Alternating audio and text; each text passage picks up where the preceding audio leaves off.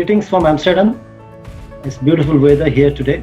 Uh, Before going into a specific book, I must say that I'm a very, very curious person and I'm influenced by stories around me. And stories can be from any medium, it obviously can be from books, but also can be from movies, articles, or just simple conversations we have with different people, or can be just by observing others. I observe people a lot and I learn a lot from them. But for most of us, listening to stories for me also started in my childhood.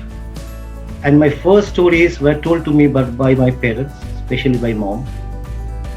Now, I must be absolutely honest that growing up days, I was mostly into sports and I was never a voracious reader. A lot of people think that writers are great readers. I was not at that time.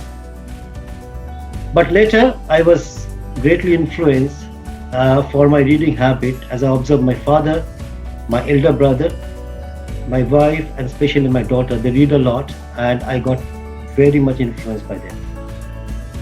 But one thing I still remember from my life, which my mom told me long, long back, she told me that you must read to enjoy.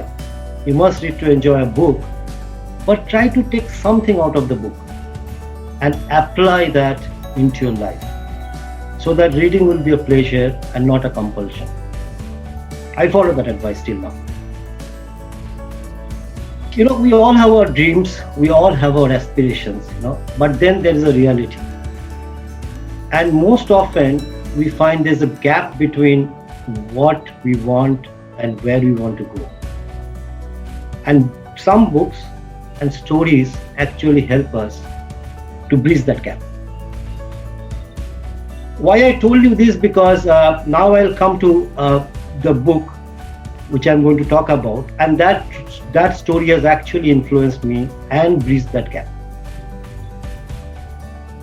Probably you know that every month hundreds of books are written and we don't even notice them. They come into the shelf, they just vanish. However, some books, they stick to us, they stick to our mind, and I believe they do because we can relate to those stories or the concept which the author is talking about that resonates with us. What got you here won't get you there. It's a book by Marshall Goldsmith. It's one of those books, I believe. Let me tell you a story. 12, 13 years back, I had a great job, a nice house, a nice car, more than one car, nice holidays, great friends, great family. I actually had nothing to complain about. I'm talking about 12, 13 years back. But yet I was not living a dream. Somewhere there's a nagging feeling inside me, and I felt that something is holding me back and is stopping me to reach the next level. I was not sure what was that. I was very, very confused, utterly confused, because I don't know what's the problem. And obviously, if I don't know what's the problem, I can't address it. I spoke to many people. I spoke to my seniors, my peers, even my juniors, my friends. Even you'll be surprised, I actually went to an astrologer to understand what should be my future, because I was not believing in what's happening. And when you talk to people, what do you get? You get advice, right? And they all mean good for you. So I got lots of advice. And mostly the assurance like, all will be fine, future is bright, don't worry, it's just a temporary phase. I must learn to deal with this kind of circumstances. Success will not be there all the time. I heard all this, but nothing changed for me. I was still miserable and I was still lost, and I was not knowing why this is happening to me. At that moment, I actually came across this book. What this book did is it showed me a mirror. It showed me the mirror through clear articulations and stories that I could easily relate to, and made me realize one thing, that I need to change as a person, because what got me here won't get me there where I want to reach. So it taught me a very simple concept about what I should stop doing, start doing, and do differently. A very simple concept through stories, and that I could relate to. And something funny happened, and very, very good thing happened is that this actually encouraged me to do my research about my fourth book, which was Mid-Career Crisis.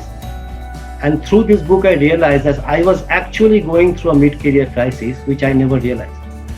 And then my fourth book came in 2012, I think, yeah. And I named it as Mid-Career Crisis. As I said, I strongly believe in the power of storytelling and use stories in my writing, because people do not remember all those wisdoms showered by the books. They remember the stories. If I can just relate back to what Rajesh was saying, and I saw glimpses of his book. He was only narrating stories. That will stick on to me. Like, most of the management books, they tell you what to do, and they're quite preachy, as if the authors knows it all. But this book told me the stories and changed the perspective in me. Jordan Peele, the writer and director of Get Out, once said one thing, I really liked it, that I'm obsessed with giving the audience something they don't see coming. I chose this book to talk about today since it gave me something which I didn't see it coming. So I thought of sharing the story with you, and thank you, Rajesh.